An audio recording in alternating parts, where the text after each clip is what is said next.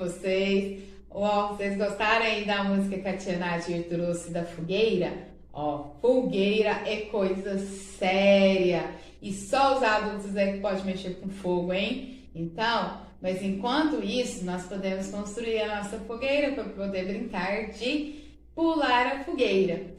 Vamos lá? Vamos fazer nossa fogueira? Então vamos lá, galerinha, fazer a nossa fogueirinha. Para isso, nós vamos precisar de tinta que vocês tiverem aí, palitos de picolé, que foram no kit, né? Vocês vão precisar de palitos de picolé, vão precisar de uma folha branca e vão precisar de cola branca ou a fita que vocês tiverem aí. Pode ser essa fita aqui, pode ser durex, o que vocês tiverem aí. Primeiro, o que nós vamos fazer?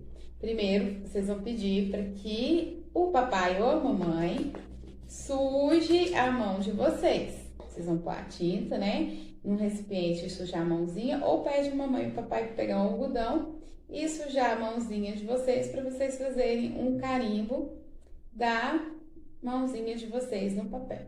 Ó, olha só, a mão da tia Mariana já tá toda pintada de amarelo com bastante tinta. O que nós vamos fazer? Primeiro, nós vamos pegar aqui bem no início aqui da folha, vocês vão pôr as mãozinhas assim, ó, não muito aberta nem muito fechada, e vamos lá e vamos carimbar a nossa mãozinha, certo?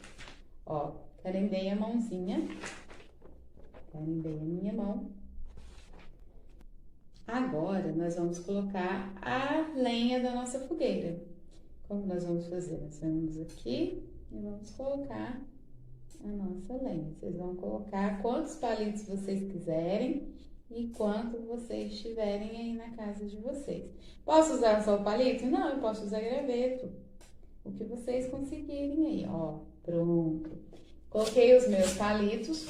A tia Mariana vai usar a fita adesiva, lembrando que pode ser usado cola branca para poder colar ou durex. Aí nós vamos vir cá e vamos colar a nossa lenha na nossa fogueira. Certo? Então, galerinha, nossa fogueira está pronta e agora nós vamos brincar de pular fogueira. Então, vamos lá? Vamos pôr nossa fogueirinha no chão e vamos lá pular, hein? Ó, vamos pular a fogueira. Ó, o pulo que a tia deu pra trás. Agora do lado. Do outro lado. Olha, tia, tá bom? Vou pular a fogueira, hein? De novo. Ó, pra frente. Atrás, agora é a vez de vocês, hein?